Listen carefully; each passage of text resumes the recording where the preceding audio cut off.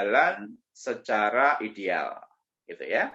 Kita akan lihat pertama kali yaitu di unit keluarga, ya, pendidikan di rumah. Nah, pendidikan di keluarga merupakan pendidikan yang pertama dan utama. Bahkan kalau kita yakinkan bahwa pendidikan anak itu adalah tugas utamanya adalah orang tua. Sementara sekolah itu hanya sebagai mitra, gitu ya. Artinya apa? Artinya semuanya harus dikembalikan kepada orang tua. Namun karena kondisi orang tua yang memang terkadang mungkin tidak punya waktu, karena memang maaf dua-duanya bekerja misalnya, atau keterbatasan ilmu, keterbatasan pengetahuan, keterbatasan pemahaman, sehingga memang kemudian itu tidak bisa dilakukan di keluarga. Nah, kemudian dibutuhkanlah unit yang kedua, yaitu sekolah. Ya. Nah, kemudian kita juga bisa melihat di surah At-Tahrim, ayat yang ke-6. Ya, a'udzubillahi minasyaitonirrajim. Bismillahirrahmanirrahim. Ya ayyuhalladzina amanu qu anfusakum wa ahlikum nar. Ya.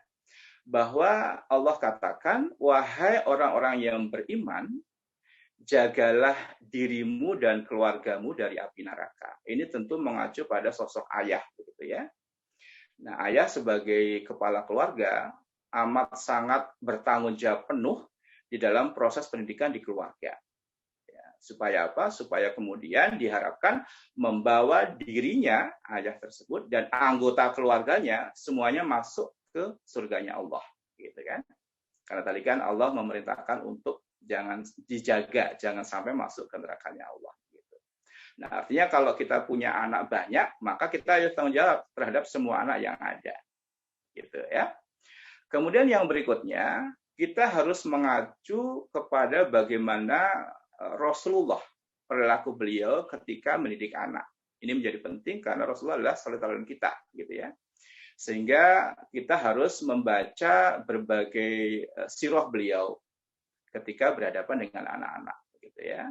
Supaya kemudian kita punya inspirasi untuk bagaimana mendidik anak-anak kita. Walaupun mungkin kita bisa melakukan uslub yang berbeda, cara yang berbeda, tapi secara prinsip kita gunakan apa yang sudah Rasulullah contohkan, gitu ya. Nah, kemudian di dalam keluarga kita juga akan melihat ada pendidikan dengan keteladanan. Bagaimana sosok orang tua, abi dan umi, ayah dan ibu, harus memberikan keteladanan yang baik pada anak-anaknya. Apalagi anak itu kan punya daya mengimitasi, gitu ya, kekuatan untuk meniru. Nah, kalau kemudian yang dicontohkan itu adalah sesuatu yang tidak ahsan, tentu yang direkam kemudian diaplikasikan dalam kehidupan tentu juga akan seperti itu, gitu ya. Nah, keteladanan dalam bentuk apa saja kita bisa melihat ayah dan ibu harus memberikan keteladanan dalam hal ibadah. Ya, seperti sekarang ini kita menjalankan ibadah saum, maka seyogyanya semua keluarga harus melakukan itu. Aura saum Ramadan itu harus dibentuk sedemikian rupa. Ya, harusnya dari awal dulu ya, bagaimana kemudian ketika menjelang Ramadan, ketika ada kumpul-kumpul gitu ya, apa itu caranya Abah Ihsan ya pukul 6 sampai 9 itu, ya kita membentuk, yuk kita sama-sama membentuk poster untuk menyambut Ramadan. Jadi aura Ramadan itu sudah muncul ketika ketika menjelang Ramadan gitu. Nah, kemudian dihiasi rumah kita dengan pernik-pernik yang berbau Ramadan, gitu. Kemudian anak kita libatkan, yuk kita susun menu misalnya ya, supaya mereka merasa dibutuhkan ya oleh kita, gitu. Nah, itu semuanya diharapkan akan membentuk keteladanan yang baik. Ya. Bagaimana ayah dan ibu bermurah hati, rendah hati, kemudian ada kesantunan di sana, ada keberanian di sana. Bagaimana juga menguatkan akidah, itu menjadi keteladanan yang harus kita contohkan pada anak-anak kita. Gitu. Jangan sampai kemudian kita menginginkan A, tapi kemudian apa yang kita lakukan tidak A. Nah, itu akan membingungkan anak, begitu ya. Sebagai contoh dulu ketika saya pernah terlibat dalam sebuah pengajaran di sebuah pesantren, boarding school, begitu. Nah, di sana itu dilarang santri untuk merokok. Peraturannya sangat jelas begitu ya. Tapi anehnya ketika siang hari itu ustadznya meminta santri untuk membelikan rokok gitu. Nah, itu kan sebuah hal yang kontradiktif begitu. Di satu sisi dia melarang, tapi di sisi lain dia melakukan itu gitu ya. Nah, ini juga menjadi semoga tidak terjadi di keluarga kita ya. Ada yang kontradiktif gitu. Supaya kemudian anak menjadi tidak bingung. Ya. Mereka bingung ketika kemudian disuruh ini tapi kemudian tidak ini gitu ya. Sama ketika begini, mohon maaf ya, mungkin tidak terjadi kasus di TIN 12 ya. Anak disuruh-suruh ke masjid gitu ya. Ayo ke masjid, sholat berjamaah di masjid. Sholat jamaah di masjid itu bagi laki-laki, dikeluarkan tuh hadisnya ya misalnya. Dalam radius 40 rumah itu harus wajib ke masjid gitu ya. Dan sebagainya begitu. Tapi faktanya yang bersangkutan itu tidak ke masjid gitu. Ini gimana sih ya? Di satu sisi dia memerintahkan, tapi di sisi lain dia tidak melakukan gitu. Nah, ini juga menjadi kontradiktif yang harus kita hindari supaya anak-anak itu kemudian menjadi yakin, oh iya, ayah aja ke masjid gitu. Kenapa anak tidak? Kan begitu ya akhirnya ya. Nah, itu yang harus kita lakukan. Kemudian yang berikutnya, pendidikan di dalam keluarga juga bisa kita lakukan dengan pembiasaan.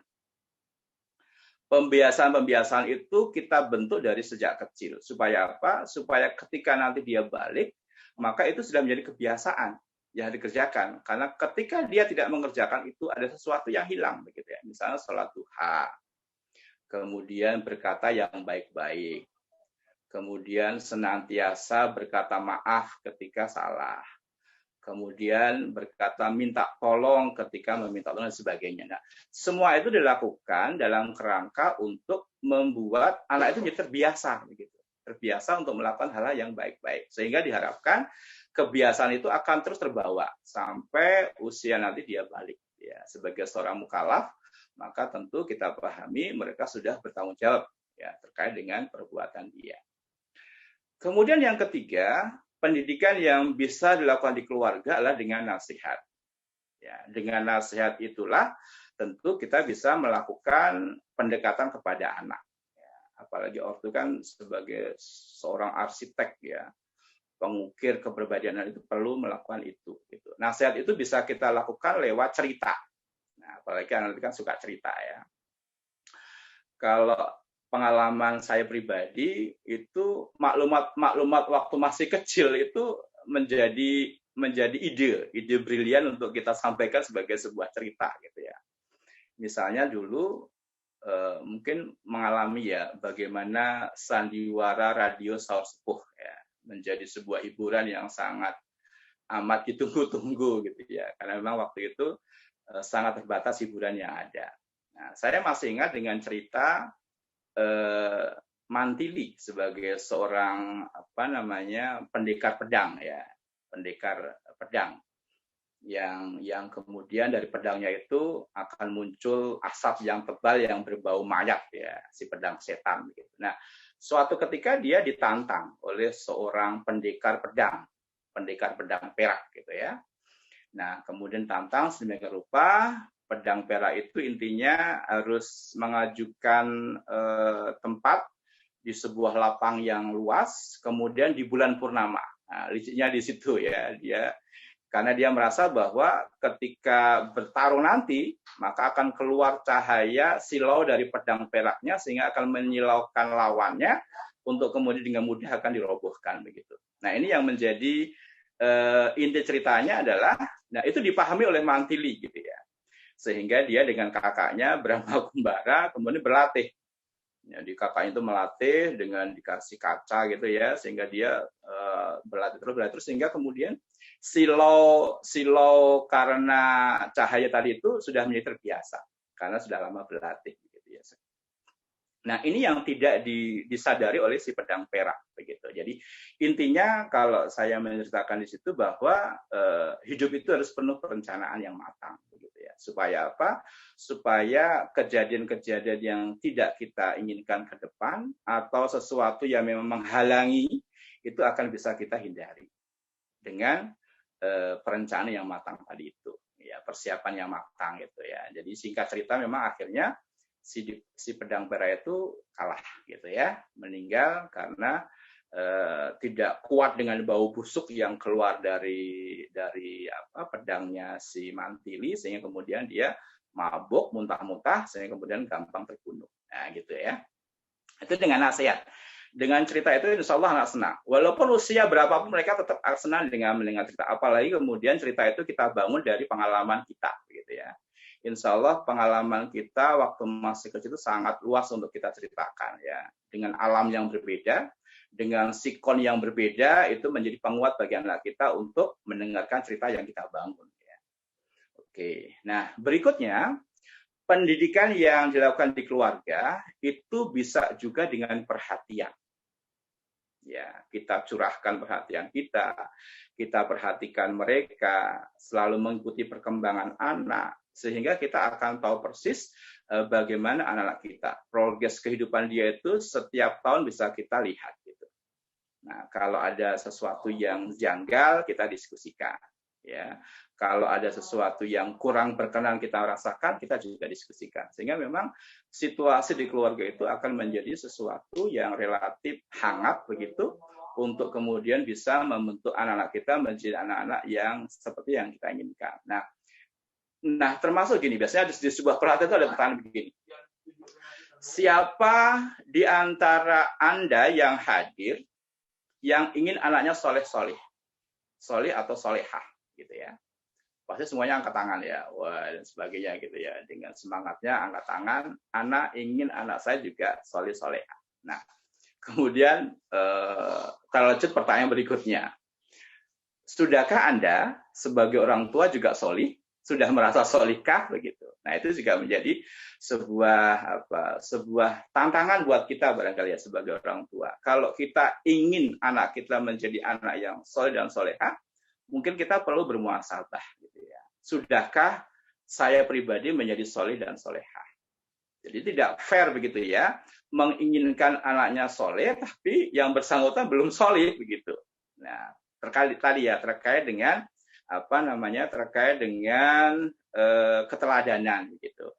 Nah, itu harus kita upayakan untuk senantiasa mengevaluasi itu, bermuhasabah itu.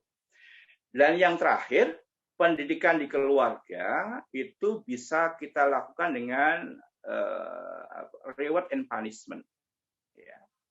Ini juga menjadi gambaran visualisasi dari mereka bahwa nanti itu di kehidupan setelah dunia ini itu ada yang namanya surga dan neraka, begitu ya. Surga adalah reward bagi orang-orang yang beriman, yang bertakwa, sementara neraka itu adalah punishment bagi orang-orang yang tidak beriman dan tidak bertakwa, begitu. Jadi itu sudah kita biasakan dari kehidupan kita sehari-hari. Tentu hukuman yang harus kita berikan tentu dengan suasana yang nyaman, dengan lemah lembut gitu. Nah, boleh jadi hukuman itu bisa kita sepakati. Kita ajak anak kita ngobrol gitu ya. Kita buat catatan, kalau seandainya antum melanggar A, B, C, D, apa nih sebagai konsekuensinya gitu. Jadi kita ajak mereka untuk ngobrol gitu. Dan menentukan sendiri hukumannya apa gitu. Oke, misalnya kalau anak tidak sholat ke masjid, hukuman anak adalah tidak boleh main game ya. Itu biasanya sesuatu hal yang amat sangat membuat mereka akan berpikir ya untuk tidak melakukan itu dan sebagainya. Jadi membuat hukuman pun juga harus kita libatkan mereka supaya kemudian mereka bertanggung jawab terhadap capaian kesepakatan yang ada atau ide mereka begitu ya. Sehingga harapannya dengan itu tentu anak-anak akan paham betul bagaimana menghindari hal-hal yang tidak diinginkan. Oke, bisa kita lanjut? Ya, nah di dalam surah ini sudah tadi ya, bahwa peliharalah dirimu dan keluargamu dari api neraka, yang bahan bakarnya manusia dan batu. Penjaganya malaikat-malaikat yang kasar. Ini perlu kita tempel juga nih di tempat-tempat yang relatif strategis di rumah kita gitu ya, supaya anak juga akan membaca ini ya, bahwa di neraka itu bahan bakarnya manusia dan batu. penjaganya malaikat-malaikat yang kasar, keras, dan sebagainya. Ya, sehingga mereka berupaya semaksimal mungkin untuk kemudian tidak terbawa ke kegiatan-kegiatan yang mendatangkan dosa, gitu ya. Oke, bisa kita lanjutkan. Nah, tentu di dalam pendidikan di keluarga, kita tidak bisa menghilangkan sosok yang bernama ibu. Ya, karena memang ibu itu tugasnya adalah menjadi pendidik yang pertama, gitu. Kalau ayah tugasnya apa? Tugasnya ayah adalah apa? Mencari uang ya, sebanyak-banyaknya begitu. Nah, ini bisa kita lihat di hadis riwayat Abu Hurairah bahwa ketika ada seorang yang bertanya pada Rasulullah, siapa yang harus paling berhak mendapatkan perlakuan yang baik? Kata Rasulullah, ibumu, gitu ya. Kemudian siapa? Ibumu, dan siapa lagi? Ibumu. Baru kemudian ayahmu. Ini menunjukkan bahwa ada kedudukan yang sangat istimewa seorang ibu di dalam pandangan Islam. Nah, oleh karena itu tentu ini harus diikuti, dibarengi dengan kesungguhan ibu-ibu untuk mendidik anak-anaknya. Saya yakin memang tidak ada ibu yang kemudian ingin menjerumuskan anaknya, kan begitu ya. Nah, kemudian ada berikutnya apa itu? Dan kami perintahkan kepada manusia agar berbuat baik kepada kedua orang tuanya. Ibunya telah mengandungnya dalam keadaan lemah yang bertambah-tambah, ya semakin bulan itu kan semakin terasa ya, tanda kutip nikmatnya gitu ya, mual-mual lah, belum harus membawa beban dan sebagainya, itu kan semakin bertambah-tambah ya. Kemudian juga menyapihnya dalam usia 2 tahun. Jadi memang betul-betul sosok ibu itu harus betul-betul dipandang sebagai sosok yang khusus, spesial dalam sebuah keluarga. Nah, kemudian di hadis berikutnya, 3 doa yang mustajab yang tidak dilakukan adalah kemakbulannya adalah doa orang tua. Di sana ada sosok ibu tentunya ya. Kemudian ada orang yang bepergian sedang melakukan safar dan doa dari orang yang dizolimi. Nah, ini juga menandakan bahwa sosok ibu juga dipandang sebagai istimewa dalam pandangan Islam. Oke, kita lihat lagi materi berikutnya. Nah, peran ibu dalam keluarga. Yang pertama, kedudukan ibu itulah sebagai ummu warabatul bait. Ibu adalah sebagai ibu dan pengatur rumah tangga. Ya, tentu tanpa kehadiran seorang ibu, tentu mungkin rumah jadi berantakan gitu ya. Karena yang ngomeli harus rapi, yang harus bersih dan sebagainya tentu ibu. Ya. Kemudian yang kedua, ibu adalah sebagai madrasah yang pertama. Ya, al-ummu madrasatul ula. Kemudian yang berikutnya, ibu punya tanggung jawab yang hebat terhadap anak-anaknya sejak dari mulai kehamilan, dari mulai kemudian melahirkan, kemudian menyusui, mengasuhnya, menyapihnya, itu butuh sesuatu banget gitu ya. Nah, mungkin Bapak-Bapak merasakan ya bagaimana istrinya dulu ketika melahirkan dan sebagainya lah ya. Nah, sosok kehadiran kita juga sebagai seorang ayah juga penting di sana untuk menguatkan bagaimana tanggung jawab seorang ibu. Nah, tentu ini juga harus kan gini. Sebenarnya tanggung jawab di keluarga yang utama itu kan ayah ya. Harus mengatur rumah, harus membersihkan rumah dan sebagainya. Tapi kemudian ada peran ibu di sana. Nah, sehingga ketika suami ada kemampuan untuk menyarikan pembantu, mungkin itu sesuatu yang bisa dijadikan sebagai jalan keluar begitu. Tapi kalau seorang suami katakanlah dengan kondisi ekonomi yang tidak cukup sehingga kemudian tidak bisa menghadirkan sosok pembantu, tentu harus dibantu ya oleh suaminya. Jangan dibiarkan istrinya capek dan sebagainya. Kalau istri saya mengatakan pekerjaan ibu itu 24 jam katanya. Tidak akan pernah ada beresnya. Selalu ada yang dilakukan gitu. Nah, kita sebagai seorang suami harus mendukungnya dengan cara memberikan kekuatan, memberikan bantuan, memberikan keyakinan dan sebagainya gitu ya.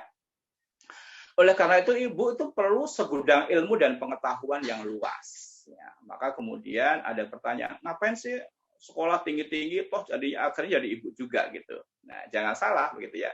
Ilmu dan pengetahuan yang didapat dari sekolah-sekolah yang tinggi itu insya Allah menjadi inspirasi untuk bagaimana mengelola rumah tangga. Ya.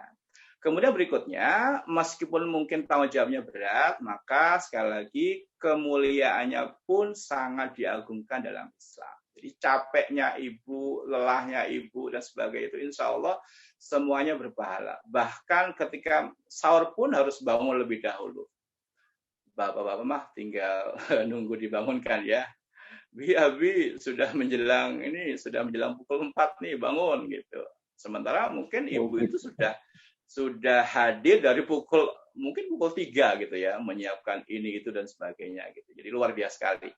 Maka kita perlu beri aplaus buat ibu-ibu.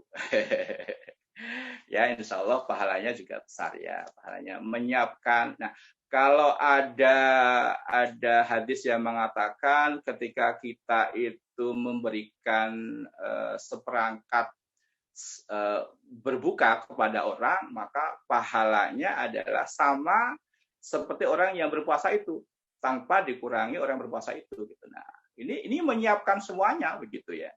Tidak hanya sekedar memberi makan pada suami, anak-anaknya, tapi dia menyiapkan gitu. Jadi jauh lebih besar pahalanya insya Allah ya.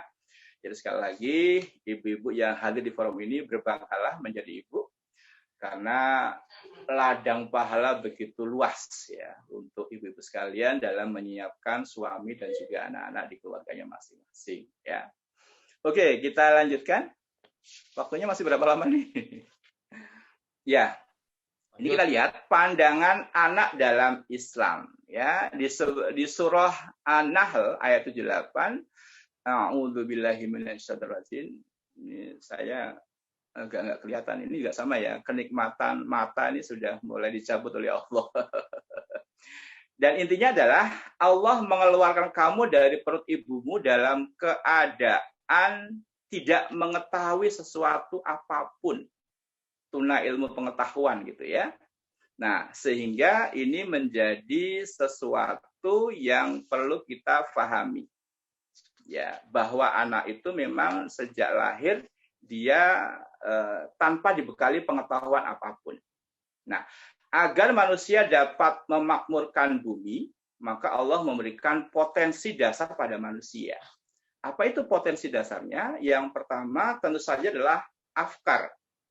Akal atau daya pikir gitu ya. Dengan akalnya dia akan berpikir, dengan akalnya dia akan merancang sesuatu dalam kerangka untuk menjadi khalifatullah di muka bumi ini. Yang kedua adalah dia punya potensi kehidupan atau khatul hayawiyah. Ya, di sana ada kebutuhan jasmani al-hajatul udhawiyah dan juga ada naluri atau gharizah. Ya, ada gharizatun nau, bagaimana dia akan melestarikan keturunannya, ada gharizatun baqa, ada gharizatun tadayun. Nah, dengan gharizah-gharizah itulah maka dia akan membangun kehidupannya, ya. Nah, sehingga Allah kemudian melanjutkan di surat yang sama, ya. Dan dia memberimu pendengaran asam, kemudian penglihatan wal absar, dan kemudian juga wal afidah atau hati nurani. Nah, ini adalah gambaran potensi-potensi yang akan diberikan oleh Allah kepada manusia, kepada bayi yang baru lahir tadi itu. Ya. Dan inilah yang kemudian disebut sebagai fitrah. Ya, kita lihat dari berikutnya. Dengan fitrah itulah kemudian bisa tumbuh dan berkembang. Ya. Bahwa kullu mauludin yuladul al fitrah fa bawahu yuhawidanihi au yunasiranihi au yumajisanihi. Bahwa kullu mauludin, setiap anak, yuladul al fitrah, terlahir dalam keadaan fitrah. Fa bawahu, kedua orang tuanya lah yang menjadikan sebagai seorang yuhawidanihi Yahudi au yunasiranihi atau seorang Nasrani au yumajisanihi atau seorang Majusi. Ya, jadi orang tuanya lah yang mengarahkan mereka. Jangan merasa bahwa anak sudah kita bekali dengan agama Islam yang kita turunkan dari ayah dan ibunya gitu. Tapi dengan apa namanya, dengan serangan-serangan sekarang ini yang kita lihat melalui media massa dan sebagainya yang terkenal dengan apa itu, yang food, film, fun, fashion, itu kan betul-betul menghujani anak kita begitu. Nah, jangan sampai mereka secara agama Muslim, tapi perilakunya tadi itu mencontoh perilaku Yahudi, mencontoh perilaku orang-orang Nasrani, bahkan juga mencontoh perilaku orang Majusi begitu. Tapi dia sholat juga gitu. Nah, ini yang perlu kita harus luruskan di anak kita gitu. Jangan sampai kemudian mereka itu tergoda atau kemudian mengikuti apa-apa yang menjadi serangan para orang yang nggak suka dengan Muslim, Islam gitu. Ya. Jadi mereka betul-betul harus menampakkan dirinya sebagai seorang Muslim yang kuat terhadap gangguan itu. Nah, ada beberapa tipe jenis anak menurut Al-Quran. Yang pertama adalah sebagai fitnatun atau ujian cobaan. Kemudian yang kedua sebagai zinatun hayat, bukan zina tapi zinatun hayat atau perhiasan dunia. Dan yang ketiga sebagai qurratu a'yun, penyejuk hati, dan yang keempat sebagai aduun atau sebagai musuh. Nah, ini bisa kita lihat dalam ayat-ayat yang ada. Yang pertama adalah di surah Al-Anfal ayat 28. Ya. Di sana disampaikan bahwa dan ketahuilah bahwa hartamu dan anak-anakmu itu hanyalah sebagai cobaan. Dan sesungguhnya di sisi Allah lah pahala yang besar. Jadi jangan sampai kemudian kita itu terlena dengan anak kita begitu. Melupakan Allah, melupakan Rasul dan sebagainya. Jadi oleh karena itu ini ujian. Maka kemudian ujiannya pun juga harus kita barengi dengan kesabaran yang kita hadapi, dengan yang kita punya gitu ya. Kemudian yang kedua tadi sebagai zinatul hayat atau sebagai perhiasan dunia, ini justru Al-Kahfi ayat 46.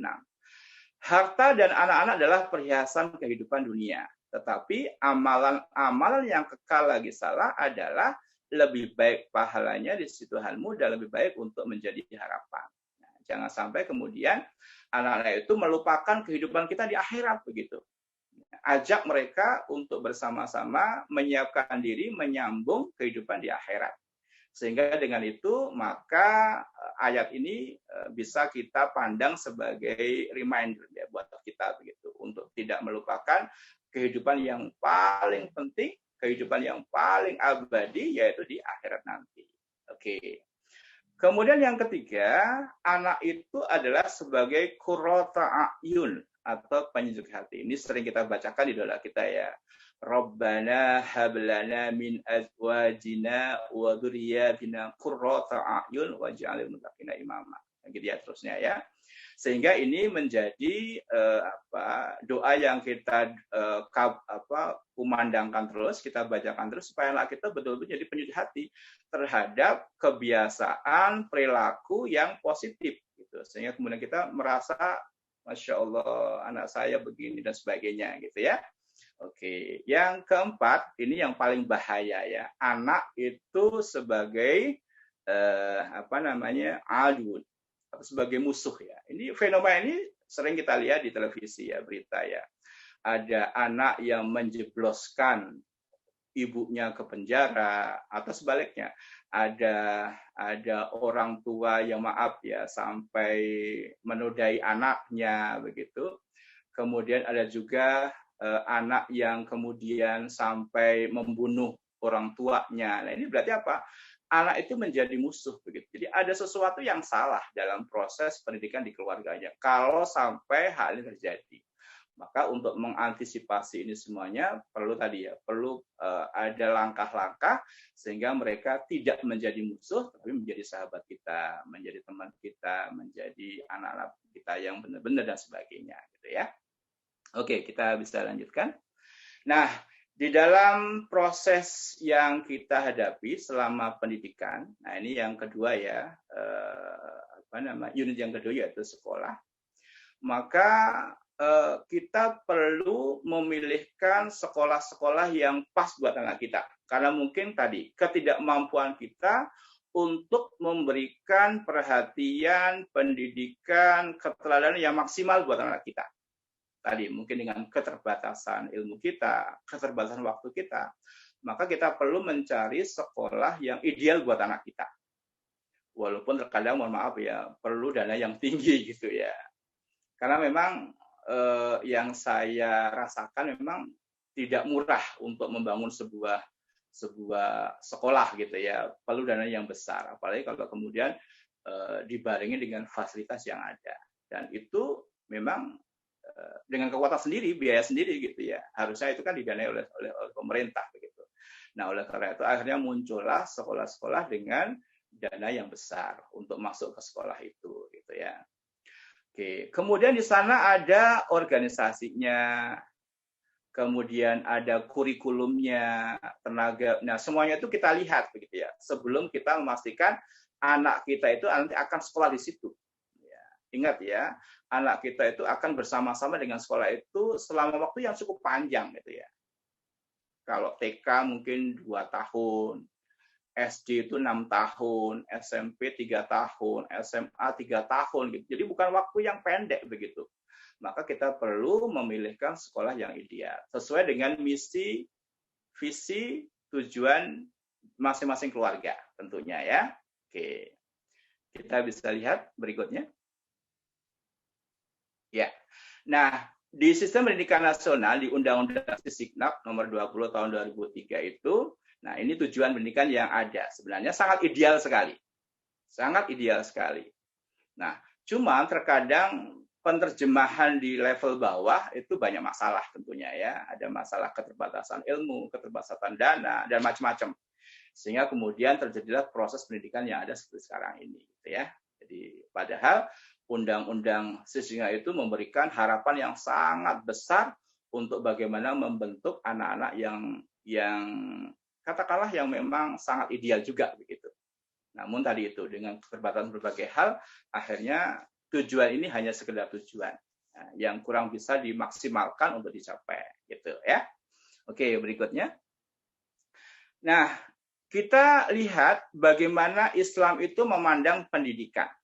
Nah, kalau awalnya sama ya, bahwa ada upaya yang sadar, terstruktur, terprogram, dan sebagainya. Nah, mungkin tujuannya tadi agak beda ya. Yang pertama adalah membentuk kepribadian Islam atau dikatakan sebagai saksiyah Islamiyah gitu ya. Anak punya pola pikir yang Islami, anak punya pola sikap yang Islami, punya akliyah yang Islami, punya nafsiyah yang Islami. Nah, ini sangat susah membentuknya ya. Kenapa? Antara akliyah dengan nafsiyah itu harus balance, harus saling menguatkan. Jangan sampai pikiran merasakan bahwa itu diperintahkan oleh Allah, tapi secara nafsiyah perlakuan kemudian itu tidak terjadi. Nah, itu perlu diluruskan begitu ya. Kemudian yang kedua adalah menguasai Islam, bahasa Arab, ilmu nahwu dan sebagainya. Itu perlu kita lakukan supaya mereka tidak buta dengan buku-buku yang banyak berbahasa Arab gitu. Ya, dan yang ketiga tentu saja sama dengan di sekolah negeri ya, menguasai ilmu kehidupan ya, ilmu sains, teknologi, keterampilan hidup itu juga perlu kita berikan supaya mereka betul-betul ready terhadap kehidupan masa depan mereka gitu. Oke. Berikutnya. Halo. Nah, di dalam proses ini sekelumit anak ambil ya, bahwa ketidakmampuan guru atau orang tua dalam mengenal anak, yaitu tahap-tahap perkembangan dan proses perkembangannya, dan cara berkomunikasi yang baik, itu menyumbangkan problem paling besar dalam pendidikan anak dibanding dengan problem yang dibawa anak itu sendiri sejak lahir. Artinya apa? Di dalam konsep untuk katakanlah mendidik anak-anak kita harus tahu tahap-tahapannya. Usia ini, maka perlakuan harus seperti ini dan sebagainya. Perkembangannya seperti apa, kita harus paham gitu. Jangan sampai kemudian yang kita lakukan itu tidak sesuai. Nah, itu justru akan menimbulkan masalah begitu. Dan yang berikutnya komunikasi. Ya, banyak komunikasi yang pada akhirnya membuat berantakan semuanya. Komunikasinya tidak sehat, misalnya ya. Komunikasinya sepihak. Nah, ini tentu membuat situasi, kondisi akhirnya tidak mendukung proses pendidikan yang dibangun gitu ya. Nah, oleh karena itu, nah ini lanjutannya, seorang guru atau seorang orang tua, seorang ayah, seorang ibu, itu harus memahami 3 hal. Apa itu? Nah, kita lihat di slide berikutnya. Yang pertama yang harus dipahami oleh seorang orang tua adalah satu, memahami konsep multiple intelligence. Yang kedua, memahami konsep modalitas belajar atau learning style. Dan yang ketiga adalah memahami konsep personality. Nah, ini ilmunya Ibu Elin ya. Teringat ya dulu 13 tahun yang lalu kalau nggak salah, saya itu diundang ikut pelatihannya suaminya Bu Elin. Beberapa material terkait dengan hal ini gitu ya. Jadi masih ingat betul waktu itu ya. Nah, untuk apa ketiga hal tersebut? Kita bisa lihat di slide berikutnya. Nah, konsep multiple intelligence itu nanti larinya adalah ke profesi masa depan mereka. Di sana ada kecerdasan verbal linguistik, logis matematis, visual spasial, kinestetis, naturalistik, musikal, kemudian intrapersonal, interpersonal, ditambahi lagi dengan satu kecerdasan katanya ya supranatural. Nah, itu akan menjadi bekal hidup nanti. Nah, orang tua itu harus mampu betul-betul jeli anaknya itu ada di posisi yang mana gitu. Menurut bukunya Howard Gardner ya, sebagai orang yang pencetus multiple intelligence ini, nah, dia mengatakan bahwa di antara 8 itu ada 3 yang kira-kira bisa dominan buat dia. Gitu ya. Nah, kalau orang tua tidak mampu menggali potensi itu, nah mungkin seperti apa yang Anda rasakan gitu ya. Saya pribadi dulu pernah mengisi tes ini ya. Paling tinggi itu adalah kecerdasan naturalis. Kecerdasan yang berhubungan dengan alam. Nah, kalau orang tua saya dulu paham, maka mungkin ya, ini menyalahi kondisi ya. Mungkin saya sudah menjadi ahli lingkungan hidup misalnya ya. Nah, maka kemudian jangan sampai kita sebagai orang tua kecolongan begitu ya. Anak bekerja tidak pada passionnya gitu. Ya termasuk saya pribadi ya, keluaran tim tapi jadi ngajar. Tapi secara prinsip itu masih ada irisannya gitu ya. Kemudian yang kedua, modalitas belajar, disebut juga dengan gaya belajar, learning style. Itu apa? Itu akan menguatkan bagaimana anak itu mampu menyerap ilmu dengan maksimal. Ada gaya belajar visual, ada gaya belajar auditori, ada gaya belajar kinestetis, masing-masing punya passion sendiri-sendiri.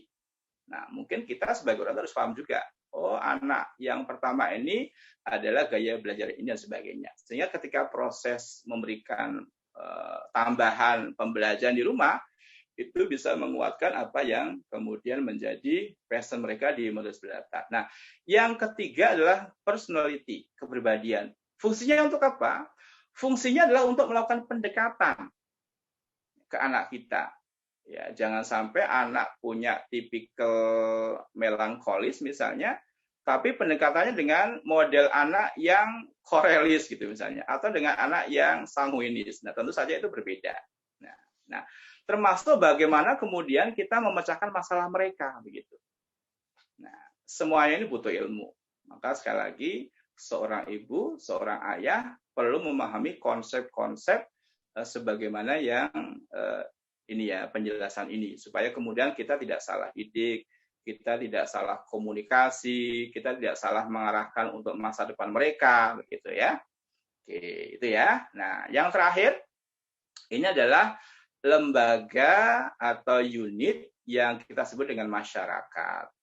Nah, masyarakat itu adalah termasuk bagaimana anak-anak kita akan menyerap ilmu di masyarakat begitu. Bahkan dikatakan sebagai pendidikan sepanjang hayat. Ya.